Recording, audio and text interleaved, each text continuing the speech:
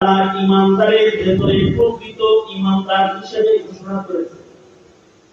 তাদেরকে আল্লাহ তাআলা মর্যাদার ইমানদার হিসেবে তাদের নাম আল্লাহ তাআলা, তাদের গুণ আল্লাহ তাআলা নিজে বর্ণনা করেছে।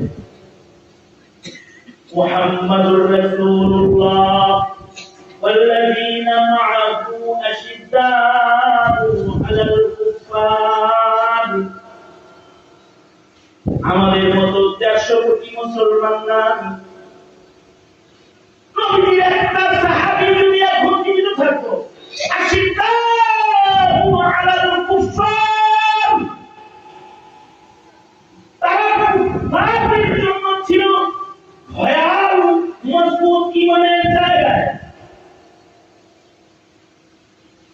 এখন তো কাফের মুশরিকরা আমাদের ভাই বোনদেরকে শহীদ করতেছে, চতুর্দিকে মুসলিম দেশের রাজা বাদশারা আছে, একটাই কথা বলে না, কথা বলেন না? কাফেরদের সাথে আমাদের দোস্তি, কাফেরদের সাথে আমেরিকার সাথে দোস্তি, চায়নার সাথে দোস্তি, ইন্ডিয়ার সাথে দোস্তি। এই দোস্তি ঠিক রাখতে গিয়ে ঈমান কবর দিতে হবে। এই হলো এখনকার মুসলমানের হাল।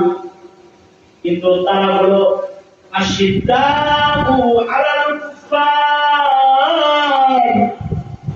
আশিদ্দাউ আলাল